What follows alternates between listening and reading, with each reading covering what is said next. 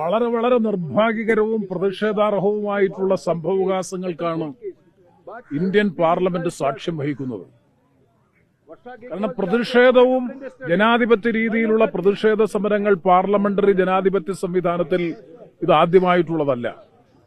ഇപ്പൊ കഴിഞ്ഞ ദിവസം നടന്ന സംഭവത്തെ സംബന്ധിച്ച് തന്നെ പരിശോധിച്ചാൽ അവിടെ ഇന്ത്യ മുന്നണി ഒറ്റക്കെട്ടായി തന്നെ ഇതുമായി ബന്ധപ്പെട്ട സമരവുമായി ബന്ധപ്പെട്ട് പാർലമെന്റ് ഗേറ്റിന് മുന്നിലേക്ക് വരുമ്പോൾ അവിടെ ബോധപൂർവമായി തടസ്സപ്പെടുത്തുന്ന ഒരു സ്ഥിതിയാണ് BJPയുടെ ഭാഗത്തുനിന്നുണ്ടായത്.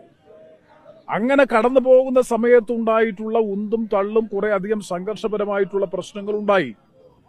ആ പ്രശ്നങ്ങൾ ഉണ്ടായതിന്റെ പേരിൽ രാഹുൽ ഗാന്ധിക്കെതിരെ കേസെടുക്കുക എന്ന് പറഞ്ഞാൽ ഒരു തരത്തിലും നീതീകരിക്കാൻ, ന്യായീകരിക്കാൻ, അംഗീകരിക്കാൻ കഴിയുന്ന സംഗതിയല്ല.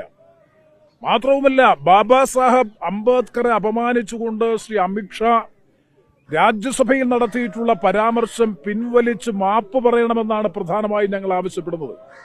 അതിനെ സംബന്ധിച്ച് വ്യക്തമായ വിശദീകരണവും വ്യാഖ്യാനവും നൽകാൻ തയ്യാറാകുന്നതിന് പകരം അത് ഉന്നയിച്ചുകൊണ്ട് പ്രതിഷേധിക്കുന്ന, ജനാധിപത്യ പ്രക്രിയയിൽ പ്രതിഷേധിക്കുന്ന ജനനേതാക്കൾ, അത് ലോക്സഭയിലെ തെരഞ്ഞെടുക്കപ്പെട്ട പ്രതിപക്ഷ നേതാവായിട്ടുള്ള രാഹുൽ ഗാന്ധിക്കെതിരായി ക്രിമിനൽ കേസെടുക്കുക എന്ന് പറഞ്ഞാൽ എല്ലാ ജനാധിപത്യ മര്യാദകളുടെയും നഗ്നമായിട്ടുള്ള ലംഘനമാണ്.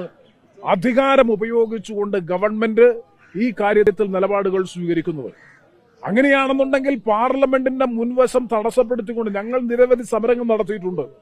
ഒരിക്കൽ പോലും പാർലമെന്റ് ബ്ലോക്ക് ചെയ്തുകൊണ്ടുള്ള ഒരു സമരം ഞങ്ങൾ നടത്തിയിട്ടില്ല. അപ്പോഴെല്ലാം CISFും സെക്യൂരിറ്റി ഭടന്മാരും ഒക്കെ ഒരു വശം ഒഴിവാക്കി, ഒരു കോറിഡോർ ഒഴിവാക്കി സമരത്തിൽ പങ്കെടുക്കാത്ത അംഗങ്ങൾക്ക് പാർലമെന്റിൽ പ്രവേശിക്കുന്നതിനുള്ള എല്ലാ അവസരവും ഒരുക്കിക്കൊണ്ടാണ് മുൻകാലങ്ങളിലെല്ലാം ഈ കഴിഞ്ഞ ദിവസങ്ങളിലെല്ലാം സമരം നടത്തിയിട്ടുള്ളത്. ഇന്നലെ BJP നടത്തിയ സമരം പൂർണ്ണമായും പാർലമെന്റ് ബ്ലോക്ക് ചെയ്ത് ഒരാളെ പോലും പ്രവേശന കവാടത്തിലൂടെ കടന്നു പോകാൻ അനുവദിക്കാതെയുള്ള നിലപാട് സ്വീകരിക്കുകയും രാഹുൽ ഗാന്ധി കടന്നു വരുമ്പോൾ അദ്ദേഹത്തെ അധിക്ഷേപിച്ചുകൊണ്ടുള്ള മുദ്രാവാക്യം വിളിക്കുകയും വളരെ മോശകരമായ മുദ്രാവാക്യവും വിളിക്കുകയും ചെയ്യുമ്പോൾ സ്വാഭാവികമായും ഇന്ത്യ മുന്നണിയിലെ പ്രതിപക്ഷ കക്ഷി നേതാക്കൾ എന്ന നിലയിൽ ഞങ്ങൾ അതുവഴി കടന്നുപോയപ്പോൾ അവരാണ് പ്രതിരോധിച്ചത്, അവരാണ് തടസ്സപ്പെടുത്തിയത്. ആ തടസ്സപ്പെടുത്തലിനെ അതിജീവിച്ചുകൊണ്ട് പാർലമെന്റിലേക്ക് കടന്നുപോയി എന്നുള്ളതാണ് വസ്തുത. അതിന് രാഹുൽ ഗാന്ധിക്കെതിരായി കേസെടുക്കുക എന്ന് പറഞ്ഞാൽ, അല്ലെങ്കിൽ ഇന്ത്യ മുന്നണിയിലെ പ്രതിപക്ഷ നേതാക്കൾക്കെതിരായി കേസെടുക്കുക എന്ന് പറഞ്ഞു കഴിഞ്ഞാൽ ജനാധിപത്യ ചരിത്രത്തിൽ, പാർലമെന്ററി ജനാധിപത്യ ചരിത്രത്തിൽ കേട്ടുകേൾവി പോലും ഇല്ലാത്തതാണ്. ഇപ്പോൾ നിങ്ങൾ മനസ്സിലാക്കുന്നുണ്ട്, ആദ്യം കുറെ ഭിന്നതയുണ്ടായിരുന്നെങ്കിൽ സമാജ്വാദി പാർട്ടിയും തൃണമൂൽ കോൺഗ്രസും NCPയും RJDയും അതുപോലെ ഇടതുപക്ഷ പാർട്ടികളും കോൺഗ്രസും എല്ലാ ജനാധിപത്യ പ്രസ്ഥാനങ്ങളും ഒരുമിച്ചാണ് കഴിഞ്ഞ ദിവസം സ്പീക്കർക്ക് ഞങ്ങൾ ഇതുമായി ബന്ധപ്പെട്ടുകൊണ്ടുള്ള പരാതി സമർപ്പിച്ചിട്ടുള്ളത്. ഈ കാര്യത്തെ സംബന്ധിച്ച് അന്വേഷിച്ച് ഉചിതമായ നടപടി സ്വീകരിക്കണമെന്ന് ആവശ്യപ്പെട്ടിട്ടുള്ളത്. അതുകൊണ്ട് ഇന്ത്യ മുന്നണി ഈ കാര്യത്തിൽ ഒറ്റക്കെട്ടാണ്.